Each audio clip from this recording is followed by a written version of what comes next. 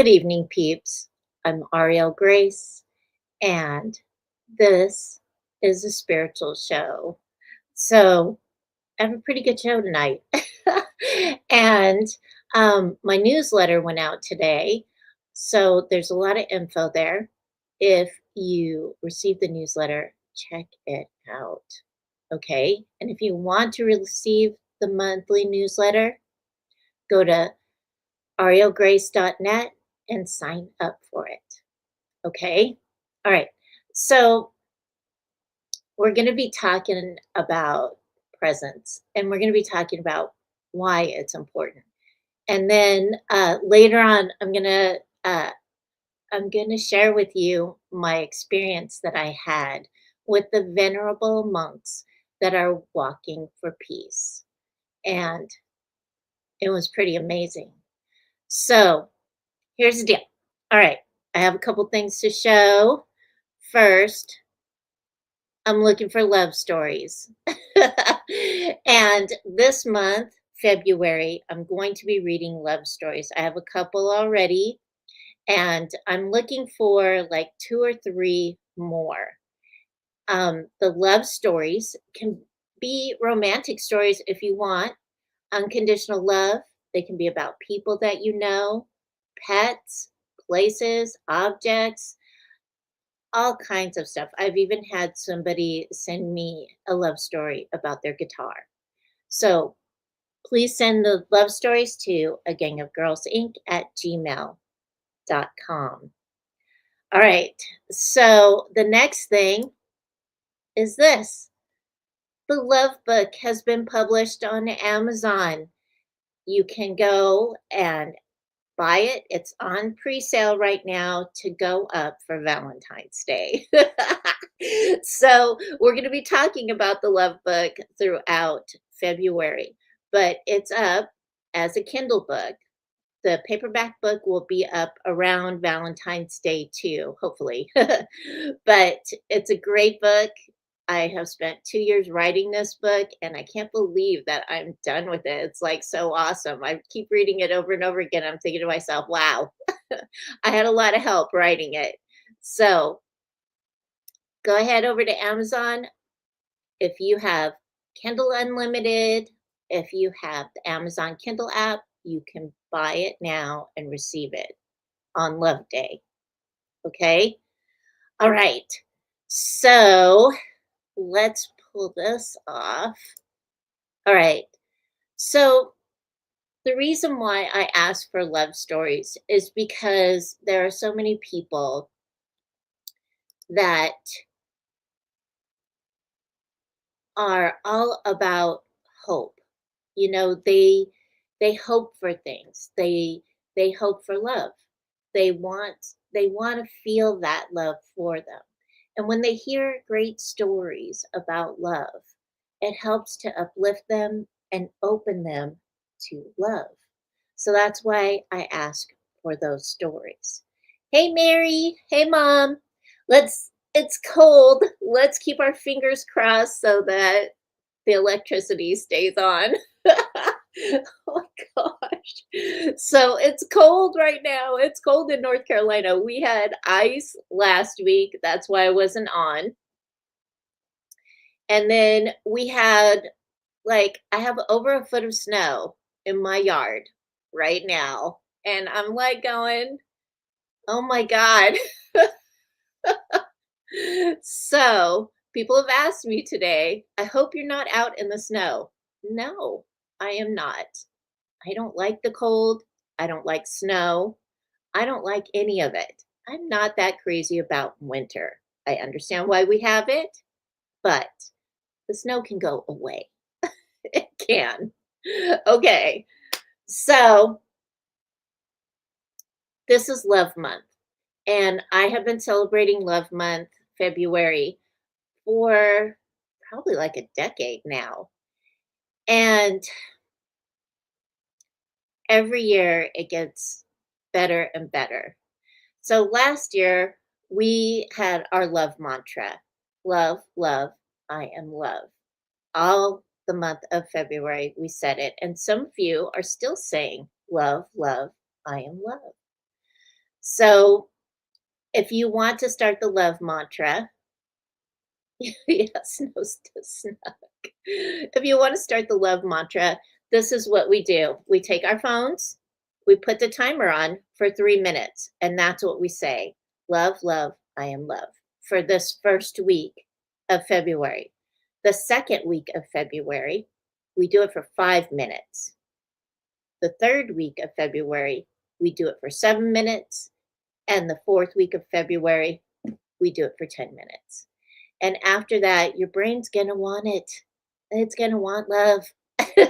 So you'll end up saying the love mantra every day for 10 minutes. And when you do that, it shifts your heart chakra, it shifts your whole being into a place of love. And you'll find that you actually really like it. Okay. All right. So that's the love mantra. Now, we're going to talk about presents. And I know I talked about presents before, and I've really been hitting this hard, but it relates to the monks. All right. And this also is part of what I talk about in the love book as well. So when you're present, all right, there is no past, there is no future. It is only the moment right now. And so you don't have the brain spinning out all over the place, like going crazy about all these different things. So you make your life momentous. And that's what it means, is celebrating every moment. So when you practice presence, you're aware, you're attentive, you're considerate, you're understanding, and you're calm. All right. And this is all just for you. It's not for anyone else, although it will leak out to other people as well, but it's mostly for you. There's a lot of people right now who are living in fear, anxiety, upset. And so being present is going to help you not feel so jittery, right? Okay. So you have the ability to make these shifts and changes in your life when you are present. You have the ability to be calmer, more thoughtful, and more creative as you go through your day, creating your day. It doesn't mean that you become a great painter, although you could, because you're calm and you can paint, right? Your brain isn't thinking about like all this stuff over there. So when you're present, your life feels more fulfilling. And that is really something that people truly want. You feel fulfilled within your being.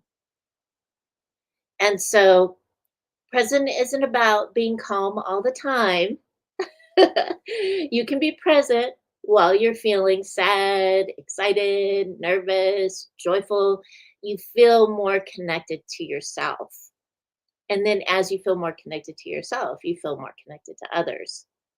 So when you're present, it's easier to utilize your intuitive gifts. A lot of you are like, oh, I want to be more intuitive. Well, there you go. Be present. Listen to yourself. Be there for you. All right. So when you're present, your mind's also clear. You're able to think clearly, speak clearly, be clear, right? So when you're able to do that, there's less harshness in the world. There's less frustration because you can figure out like each point where you're going, what you're doing, how you're doing it. Okay. And you feel calmer with that. You feel calm because you're able to strategize. Even though you may be going through something crazy, you still feel, okay, I can see the light at the end of the tunnel. I'm good. Right. Okay. So your mind, while you're practicing presence, is going to flip out. It's going to be like, wait, what are we doing? So, because your ego will lose control. So your mind's going to be like, wait, wait, wait, wait. And it's just going to keep trying to bring you into the past or into the future where you have to resolve issues or where there's maybe you need to forgive, something like that. So your mind is going to flip. And what you need to do is just take a breath and come back in. Come back into presence. Okay? So, and that will threaten your mind. It will threaten your ego because, whoa, what are we doing? Why are we doing it? How are we doing it? And so the brain will just keep yakking at you. So you have to like be very focused and disciplined. Okay. All right. Because the mind really wants to know, it wants to feel secure, it wants to feel certain, it wants it wants that. And if you're present, there is no certainty, it's just the moment, right? It's the moment. You're working on resolving issues in the moment. You're not being dragged back and forth. All right. All right. So the mantra that you can say to yourself is, in this moment, I am safe. And keep saying that to yourself. In this moment, I am safe until you feel that safety, until you can train your mind to feel good, feel safe in the moment. All right. So, one of the things that you can do is just take a breath. And we have done this meditation tons of times, filling yourself with light from your toes, inside of your toes, all the way up through your body. You fill yourself up so much that you can see the light coming out your skin, your fingernails, your toenails, your eyebrows, your eyelashes, and the tips of your hair. And when you're focusing on that breath and you're breathing in that light, it's able to bring you back to center and presence. And you'll feel it too. You'll feel warmer. You'll feel more settled, more grounded, right? You're vertical. Some of you have heard me say that, going vertical. Grounding, right? You have to be grounded, you have to be centered and connected. You're vertical. When you're vertical, it feels good. All right, we'll talk about that later. All right, so it's always good to be present and to practice that meditation. It doesn't take that long to do that meditation, maybe like 3 minutes. If you're at work, go to the bathroom, take a breath. All right, so when you're present, there's less anxiety, stress, frustration. Presence brings you right now. There is no tug of war. No one will be able to influence you. You'll be able to make decisions clearly and reasonably. All right. So it's the first step to love. A lot of people are like, I just want to jump in and be in that relationship and just do it. Yeah. No, because then you're gonna come back to me and you're gonna be like, "How come that person didn't like me?" Well, because you just dove in and threw yourself there, right?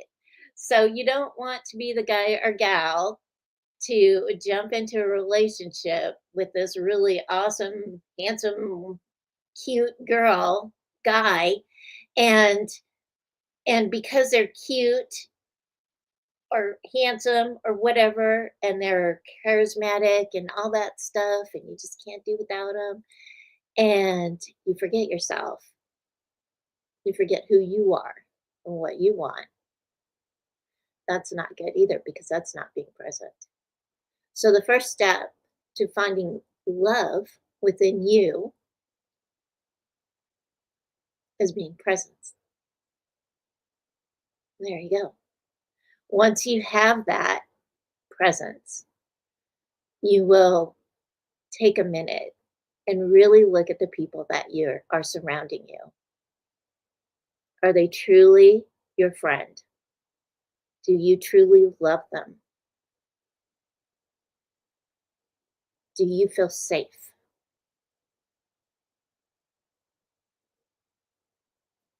When you're present, you will think of all those things. And even if you don't like the answer, it will come to you and you'll be able to make decisions accordingly. Okay? It's love month. We're talking about love. So be present in your life. Love yourself. You are worthy of your own attention. You are. There's so many people that are not paying attention to themselves. They're paying attention to other people because they feel like that's where their attention needs to be. Actually, it doesn't. It needs to be on themselves. Because the more attention you pay to yourself, the better you feel, the easier it is to make decisions and listen and hear that intuitive hit so that you can be on a really clear and great path. Okay. Okay. So you're worthy of your own attention, whatever that looks like to you. All right. You are worthy. You are safe. All right. So the last time I left my house, which was about 10 days ago, it was right before the ice storm here in North Carolina. Hmm. And yes, there was a lot of ice. In fact, right before the snowstorm, I broke up about 10 feet of ice in front of my house, about an inch thick. Yeah, it took me about 3 hours. So it was pretty icy. It was. Everybody was slipping and sliding all over the place. And now we have a foot of snow. Yay, yay, us. So on a very cold morning, I got ready to go to High Point. High Point, North Carolina is a little bit southeast of here. And I didn't do a visitation in Greensboro because um, I had appointments during the week, and Monday was the only day that I would be able to see them. And I kept feeling like, oh, I have to actually see them. I have to go to a visitation, not stand on the road or anything like that. Although there are a lot of people that were standing on the road. Let me tell you something. I live in Greensboro, North Carolina, and North Carolina showed up for those venerable monks. They did. The people here in North Carolina are so awesome. And wherever they walked, the people came. It was amazing. I mean, get your tissues out, guys, because um, the last time I spoke about this, I spoke about this with my mom and I started crying because that was how awesome it was. So I went to High Point to the Truist Stadium to see the monks. And the stadium filled up and everybody was like excited, right? It wasn't like a ball game excited. It was like just anticipation and excitement. And I heard people like around me, they were talking about how far they had driven so that they could be at this visitation to visit with the monks. Um, I did bring Kleenex. uh, because I always bring Kleenex, but it was really cold that day too. It was in the morning and the sun was really shining and the Buddhist people came in and they set up a beautiful place for the monks to sit. They only eat once a day, and so we got to see them right after lunch. And it was really cool. Um, so we were all in there and you could feel You could feel their energy before they even entered the stadium. And as they walked in, it just got, it was so quiet. It was really beautiful. And tomorrow, when I set up the blog, I have a link that I'm putting in the blog so that you can go and hear what he actually said. So he talked about how you can reach inner peace through presence. And what they're asking everyone to say when they wake up in the morning is, today is my peaceful day. So every morning before your feet hit the floor, say it. Because what they're doing is they're walking for peace. They're showing us how to be present. They're showing us how to show up. So a lot of people say that, ask me about that. And it's like, show up for your life, be present. Because when you are present, you are peaceful, you are calm, and you're able to do your thing without distractions. And he talked about, this was so great too. He talked about our phones, our distraction. He talked about them. He gave them the word lover. Today is my peaceful day without my phone. And if you have noticed, even before the monks started walking for peace, I have been stepping back away from social media and focusing more on what I need to do for myself, like finish writing the love book and other books too. So while the venerable monks are walking across to Washington, D.C., hi, Maddie. Hi, Auntie sees you. I love you. That's Maddie the cat, by the way. So, but while the monk was speaking about presence and being peaceful, finding that inner peace, the energy in the stadium, everyone there was so focused on him and focused on the monks. It was just amazing. I have no, it shifted a huge piece of me. And I feel like if you can make it to see them for visitation, to hear him speak, it will shift you too. It will. It was just, there are no words. And High Point was ready for him. The people that were there were ready for the message. Today is my peaceful day. So that is what they're asking us to say, to really be present and be peaceful. Not let the distractions of the world hold us outside of our presence, our peace.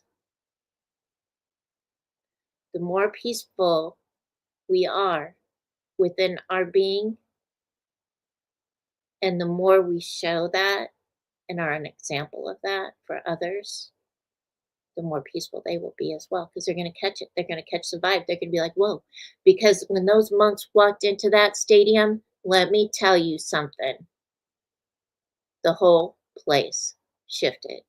It was freaking amazing. Amazing. There were probably close to 1,000 people in that stadium, and then the people outside. He said, he goes, "This is the first time I've ever spoken a stadium before." Wow. He was amazed. Yeah. So, they're still walking even through the snowstorm.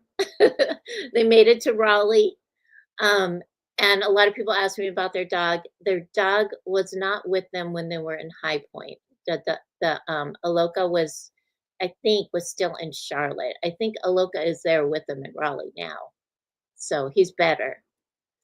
They do have a lot of people that are helping them, that are protecting them, so, they have a full escort, which is really awesome. So, what he asked us to do is to stay present and focused on our goals and our activities and not get distracted by outside influences that do not resonate with us. Stay in that place of peace. It is not wasting time, energy, or effort. It is actually helping, which is totally awesome. So I cried. A bunch of people cried. A bunch of people were crying. Not heavy sobs or anything like that. I didn't even realize I was crying until I like took a deep breath, and then like my breath made my face really cold. And so I'm glad I brought tissues with me. I'm trying not to cry now. So they are a living example for us. They're walking to Washington, D.C. I think they stepped into Virginia today or yesterday. So if you have the ability, if you're in Virginia, North Carolina, Maryland, Delaware,